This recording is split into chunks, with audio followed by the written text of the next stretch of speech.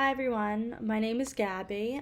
For my field assignments, I am in inpatient psychiatry unit and in the HCHV program. On Mondays, I am on inpatient psychiatry and I work with my field instructor on both Unit 21 and 22. The demographics of the veterans on these units varies greatly.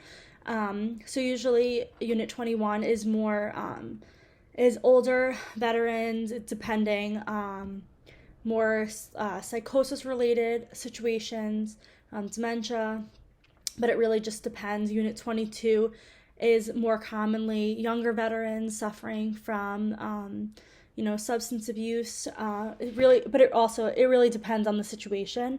The demographics of the veterans on these units varies greatly. Since starting, I've worked with veterans who are in their 20s to veterans that are in their 70s.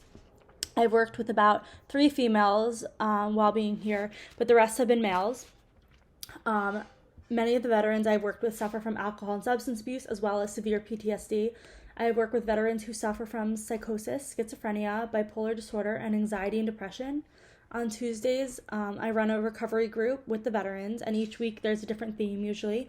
And at the end of each session, I ask for the veterans to give me input on the theme that they hope to see for the following week. So examples of these themes are resilience, relationships, and even bereavement and loss. Each morning, I attend interdisciplinary team meetings with my field instructor, and we sit with nurses, psychiatrists, other social workers, chaplains, to discuss each veteran that is on the unit. Their current state is discussed, as well as any changes that may have occurred over the night or over the weekend, depending on the day of the week. And then as a team, their discharge plan is discussed. The role of the social worker on the inpatient psychiatry unit is to complete psychosocial assessments, to complete the MICM assessments, communicate with patients, with their family as needed, see if the patients need anything while they're there, coordinate with the patient to create their discharge plan is the most important, and to just ensure that they have all the resources that they need while being on the unit and after they're discharged. Individual therapy is done by the social workers on the unit if need be, but there are also psychologists on the unit and they more commonly do therapy. The challenges with working with this population is at times they get defensive about being on the unit and become angry that they're unable to just leave. They must be cleared by the psychiatrist to leave, and many times that upsets the veterans as they'll get the right medication, feel that they're completely stable and fine, but the psychiatrist hasn't cleared them yet. Additionally, it can be challenging working with people who are suffering from psychosis or severe mental instability. It can be difficult to help them to get to the equilibrium that they need, and at times the veterans can become aggressive and even violent.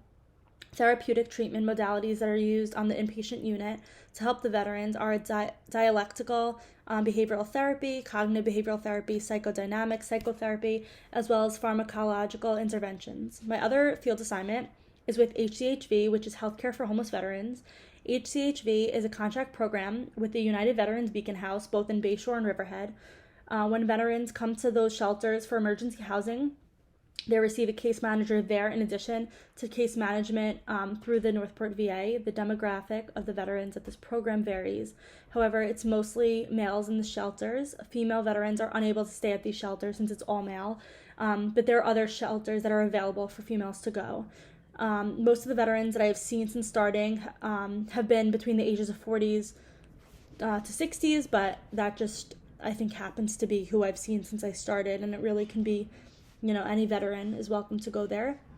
Some of the veterans there are suffering from mental health disorders, and many are suffering from physical ailments. This placement I attend on Wednesdays. On Wednesday mornings, my field instructor and I attend a meeting with other social workers in HCHV, as well as a social workers and program director at the United Veterans Beacon House.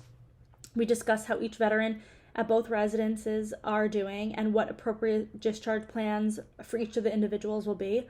I'm currently assigned to work as a primary case manager for 2 of the veterans. I work with them to create budget plans and to determine whether or not they need to be connected with providers, like medical providers, for assistance with their, either their mental health or any medical needs.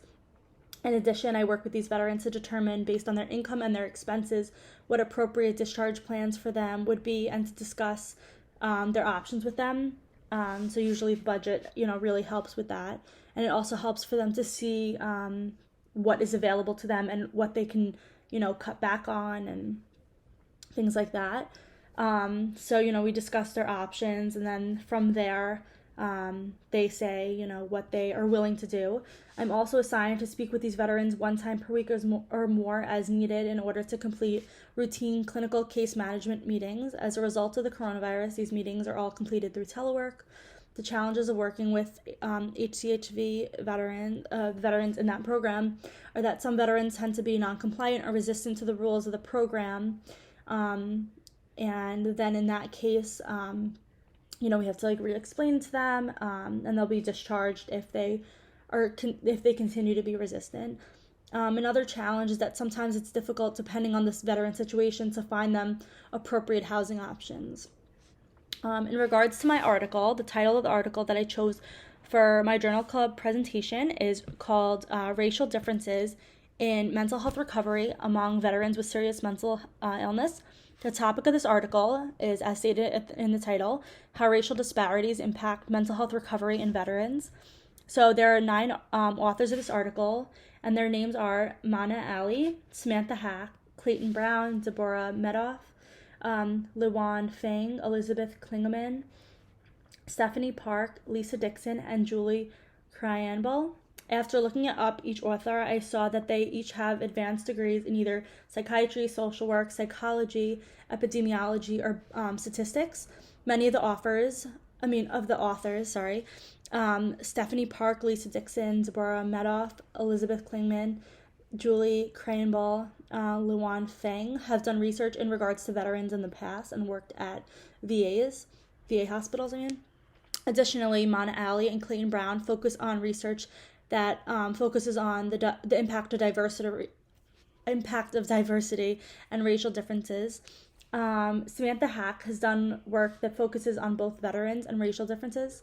Because of the strong background of these researchers on either veterans or racial differences, along with their backgrounds in psychology and mental health, are likely why they are the authors of this article and why it was conducted the way that it was. A few of the authors of this article have PhDs in statistics, and I noticed that the results section and the statistics that are shown in the results are very in-depth and thorough, even more than other research articles that I've read in the past. This article appeared in the U.S. National Library of Medicine National Institutes of Health journal. And the professional audience that this journal targets are most likely to be scientists, individuals working in public health, medicine, and mental health related fields. The broad question that the authors intended to address is why and how does race impact how individuals experience mental health. This study found that African American participants were more likely to have a schizophrenia, spectrum, or psychotic disorder diagnosis, report greater psychosis, have greater perception that the provider is being stern or impatient, and have greater mental health recovery orientation. This article discusses the reasons why perceptions differ as a result of racial differences and is eye-opening in regards to cultural sensitivity. This article can impact the way that we as students work with our clients and increase our mindfulness in regards to the backgrounds of each of the clients that we work with.